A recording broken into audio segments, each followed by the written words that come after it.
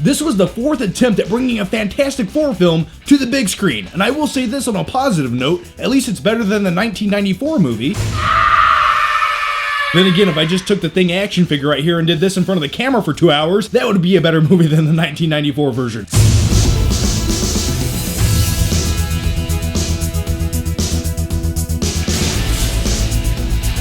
Now, what is this movie all about? 5 people working on an experiment to transport to an alternate universe are affected by some shit. 4 of those people become fantastic superheroes, and the other one becomes the villain of the film, Dr. Doom. And we'll talk about that fucking guy in just a few seconds. And I'm going to let you guys in on a quick flick fact. The only reason Fox has ever put out any Fantastic Four film ever is simply because they don't want the rights to revert back to Marvel. These are all cash grabs. There was no creative involvement behind any of these movies. Time was running out. They wanted to keep the rights to milk them and grab some cash from the viewers, smack you in the face and say, look motherfuckers, we made a shitty movie, you're gonna go see it, and we'll make another one in 5 years right before the rights go back to Marvel. Don't choke on your popcorn, except for you, motherfucker. So suffice it to say, when it comes to the Fantastic Four films, they were all blatant cash grabs to simply keep the rights. Now, this film was directed by Trank, who directed Chronicle, and I thought that was a nice low-budget film that showcased that this guy had talent, and when they announced that he was directing the new Fantastic Four film,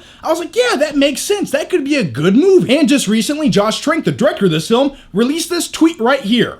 Yeah, read that shit right there. And that right there tells me 2 things about this movie. The director of this movie himself is aware that this is an abomination against humanity, and he knows that his movie sucks. And it would also lead me to believe that there was a lot of studio interference when it comes to this movie. Because if you see this movie, it looks like someone went in there with a pair of scissors, just chopped out a whole bunch of shit, interjected some random mediocre nothingness, and said, hey, here's a movie. Now, this movie stars Miles Teller, who plays Reed Richards. When it comes to actor Miles Teller, I'm actually a fan of this guy. I thought he was phenomenal in Whiplash, and he has talent, and him playing a young Reed Richards, I guess it makes logical sense, and I don't really have any complaints with this character in the movie, but it's just the script for this film that makes everyone in this movie completely cringeworthy at times, because all the dialogue in this film, well, is cringeworthy at times. It's very B-rate, it's very flat, it's very generic. I'm the bad guy of this movie, and I want to destroy things. Ha ha ha ha. Like, that's almost a line given by Dr. Doom in the climax of this movie. And the movie also stars Michael B. Jordan as Johnny Storm, Kate Mara as Sue Storm, and Jamie Bell as The Thing. And when it comes to the Fantastic Four members in this movie, well,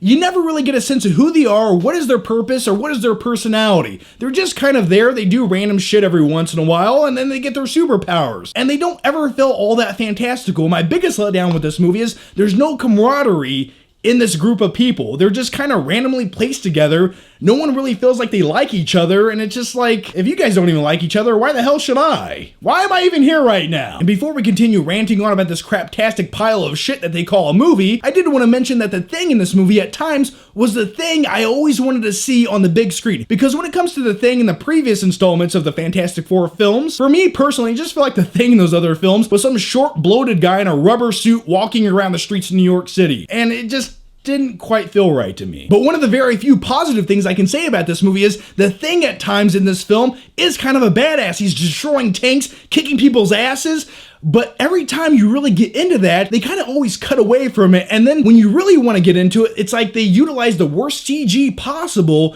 to showcase the Thing, and you're like, you guys could have just tried a little bit harder and made that character really cool and badass.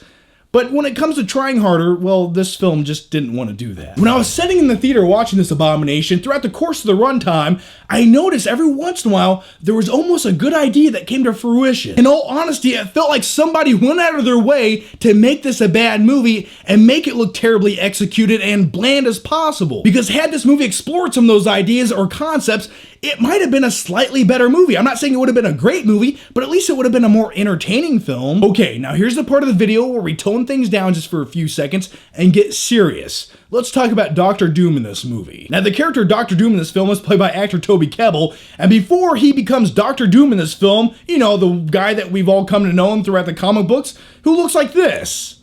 Not this. What the fuck is that right there? It almost looks like a cheaper version of Cobra Commander, doesn't it, from the movie G.I. Joe? Like, you thought that was a bad character design. Or look at this right here. Remember when we thought Mr. Freeze looked atrocious and just over the top, a little bit too corny? No. Mr. Freeze is amazing compared to this shit right here. Just look at it. Look at it! Now here are my final flicking thoughts on the Fantastic Four reboot. The first 2/3 of this movie were underwhelming. I wasn't expecting much, but I sat there shoving popcorn in my mouth, trying not to fall asleep, and I wasn't insulted by it. But then we get to the third act of the film, the climax as some people might want to call it. This is the portion of the film where everyone just simply stopped giving a shit and said, hey guys, choke on your popcorn, as they reached into our pockets to take our money out, they kissed our girlfriend on the cheek and slapped our mother in the head and said, fuck you. Because when it comes to the climax of this movie, it feels like something they tacked on 15 minutes before the movie started playing in the movie theater. It's one of the most anticlimactic things I've ever seen go down in a comic book movie. To sum it up, Craptastic 4 is a blatant cash grab to simply keep the film rights to the franchise. As a movie it fails, as a comic book movie it fails, so with all that said, it's clobbering time! I'm going to give this movie an F for fucking Craptastic 4. Don't watch this movie. Don't ever watch this movie. And when it comes to all the Fantastic Four films, well, for me personally, I think they are all terrible. But I will say this. This is probably the best attempt at a Fantastic Four film. And that doesn't really say much. For me personally, I wish this was a good movie. I just wanted an entertaining Fantastic Four film for the first time ever. And it looks like, well, we're gonna have to wait a little bit longer to see that movie. So anyway, guys, here's my question to you. And let me know down below, what you guys think about the Fantastic Four film? And by the way, guys, if you haven't already, make sure you check out my last movie review I did with Chris Stuckman, where we do a collab review of Mission Impossible Rogue Nation. It's a good time. Link down below. Thanks for watching, guys, and I'll see you next time.